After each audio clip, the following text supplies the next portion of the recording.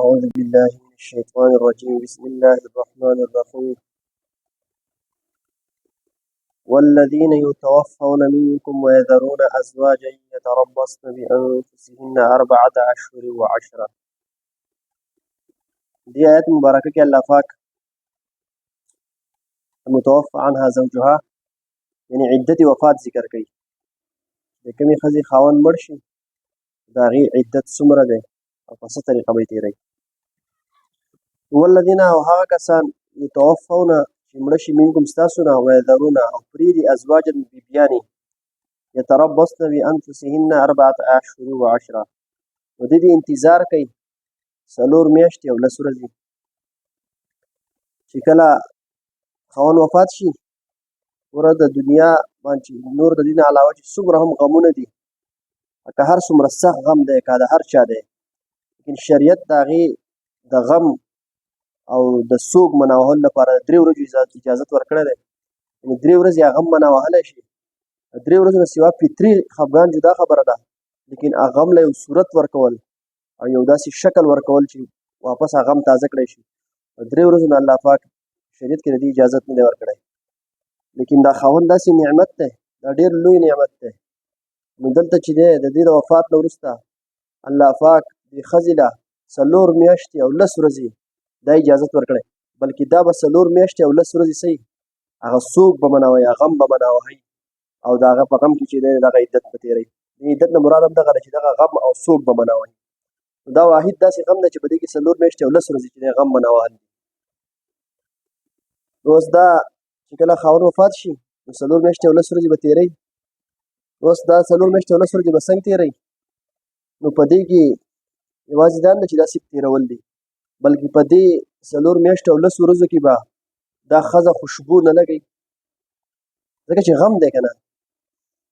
خوشبو به نه لګوي، سینګار به نه کوي، یعنې زیب و زینت به نه کوي، ځان ښایسته کړي وغیره. دارنګې رنګینې کپړې اغوستل دا چلول به نه کوي، تیل به نه لګوي بغیر د ضرورت نه. دارنګې رانجه به نه لګوي، نکریزې به نه لګوي. دا څومره چې د زیب و زینت دا څومره سامان دی دا به نه اختیاروي، یعنې د غم په صورت کې به یې وباسي. او د دې نه علاوه د دویمې نکاح په دې عدت کې دننه دویمه نکاح نشي کولی، بلکې صراحتا د هغې لپاره الفاظ هم نشي استعمالولی. او د دې نه علاوه شپه چې ده دا د خاوند د کور نه علاوه بل ځای نشي تېرولی. یعنې که ضرورت راشي د ورځې ورته اجازت دی چې وځي، لیکن شپه چې ده دا به هم د خاوند د کور نه علاوه بل ځای نه تېروي. دا د دې شرایطو سره 4 میاشتې او 10 ورځې تېرول، لیکن د دې شرایطو سره چې دا ښکلیوالی او دا چلول پکې ونه کړي، زینت او دا شیزونه به نه اختیاروي. دا د هغې طلاق هم دی چې په هغې کې رجوع جایز دی. موږ ته چې کوم طلاق باین ورته وایو، طلاق باین موږ هغه طلاق ته وایو چې په هغې کې رجوع جایز دی. نو چونکې رجوع جایز دی نو رجوع جایز دی نو بیا هلته زیب و زینت ته اختیار کول د ضرورت څه پاتې شو، ځکه چې په هغې صورت کې خو نکاح ختم شوی دی، بس عدت به تېرېږي. نکاح خو بیا په صورت شته نه بغیر د تجدید د نکاح نه علاوه، نو په هغې صورت کې به هم دا زیب و زینت نه کوي. او پاتې شوه طلاق رجعي، نو په هغې کې چې دی دا زیب و زینت وغیره بلکې پکار ده چې زیات وکړي، ځکه چې دا طلاق شوی دی نو په هغې کې د رجوع اختیار بغیر د نکاح تجدید نه چې دی هغه نکاح کې واپس راتلی شي. نو پکار دا ده چې خوبصورتي او دا دې وکړي چې د خاوند میلان پیدا شي او رجوع وکړي.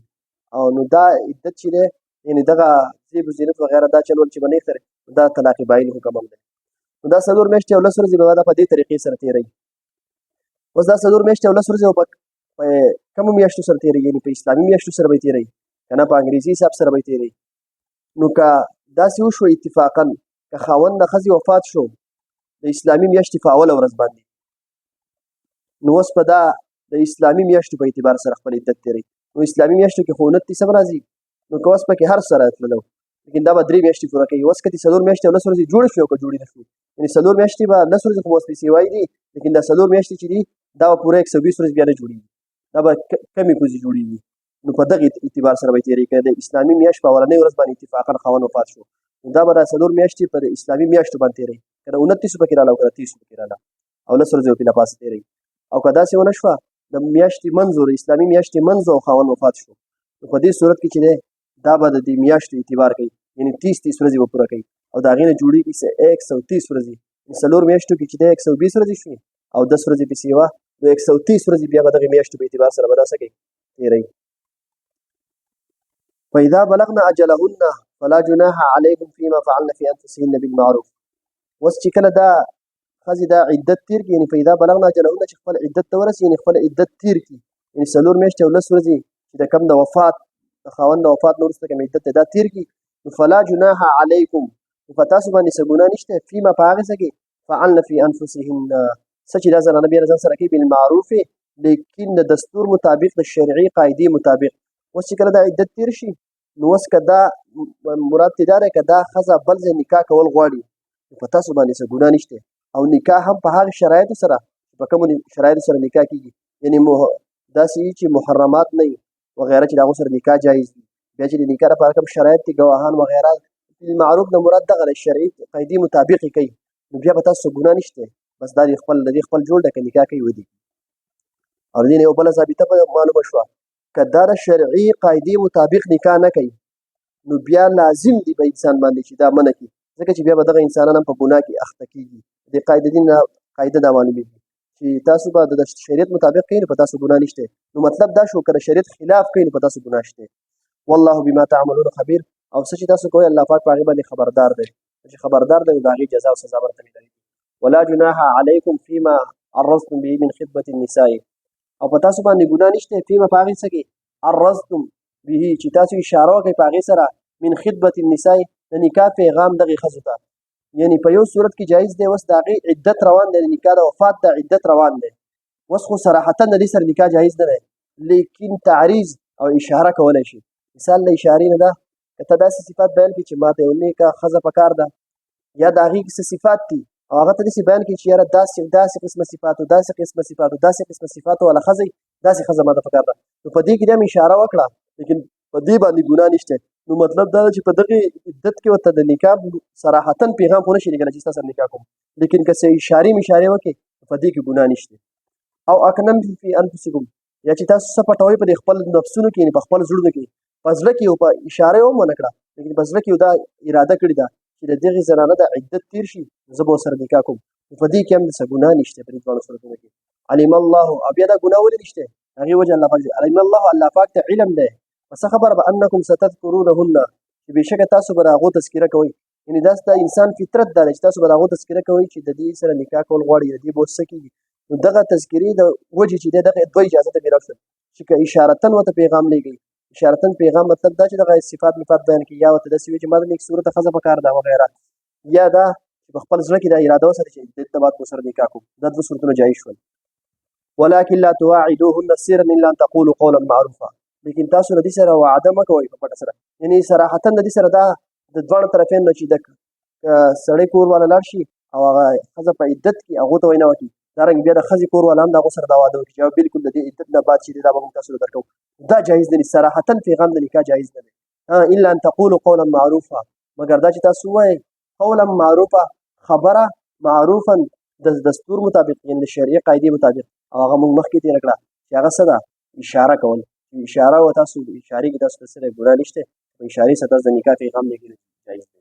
ولا تعزموا عقدة النکاح حتى يبلغ الكتاب اجله، او تاسو پخته اراده مه کوئ عقدة النکاح، د نکاح د غوټې، یعنې د نکاح دا کې یو غوټه ده، دې کې هم یو داسې څه احکامات دي هغه چې د هغې نه څه غوټه ورکړی شي یو بل باندې لازم شي، دا تعبیر به دې سره شي.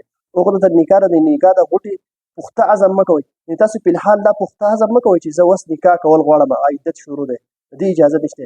حتی یبلغ الکتاب اجله، تر دې پورې چې ورسېږي دغه عدت خپلې پوره میعاد ته، یعنې چې عدت خپلې نیټې ته ورسي 4 میاشتې او 10 ورځې تېرې شي بیا دا یو صورت ته هم جایز شو. اوس صراحتا هم د نکاح پیغام لېږلی شو.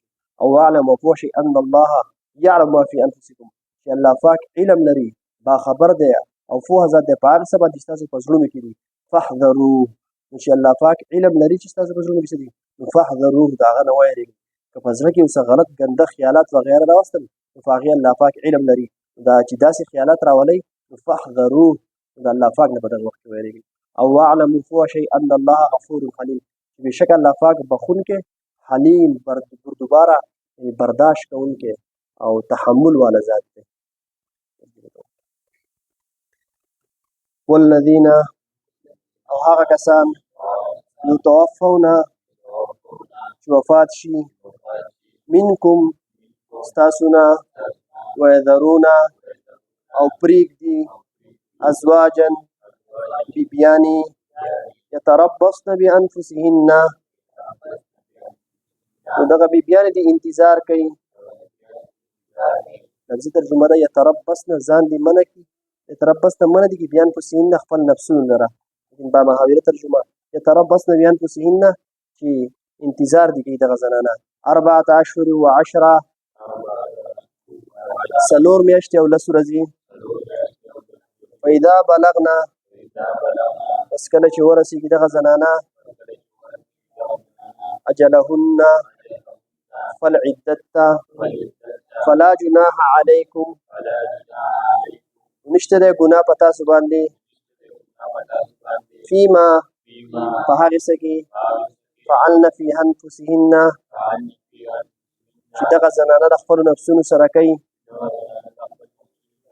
بالمعروف دستور مطابق یعنی شرعي قاعدې مطابق والله او الله پاک بما تعملون هغه څه چې تاسو کوئ خبیر با خبره دی ولا جناح علیکم او نشته دی ګناه په تاسو باندې فیما په هغې څه کې عرضتم به تاسو اشاره کوئ په هغې سره من خطبة النساء پیغام د نکاح دغې ښځو ته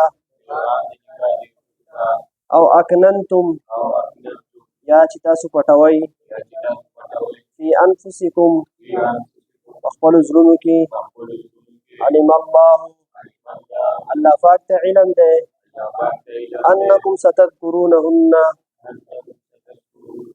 چې بېشکه تاسو به د دغې زنانو تذکره کوئ ولكن لا تواعدوهن لیکن تاسو وعده د نکاح مه کوئ د دغې زنانو سره سرا په پټه سره الا ان تقولوا قولا معروفا مگر دا چې تاسو وایئ وینا د دستور مطابق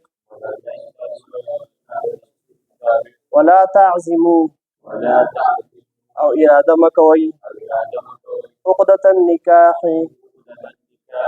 د نکاح حتی یبلغ الکتاب اجله تر دې پورې چې عدت ته نیټه پوره شي واعلموا او پوه شئ ان الله بشک الله پاک یعلم علم لري ما فی انفسکم هغې څه چې ستاسو په زړونو کې دي فاحذروه پس ویرېږئ د الله نه واعلموا او پوه شئ ان الله بشک الله پاک غفور بخونکی دی حلیم برداشت والا ذات دی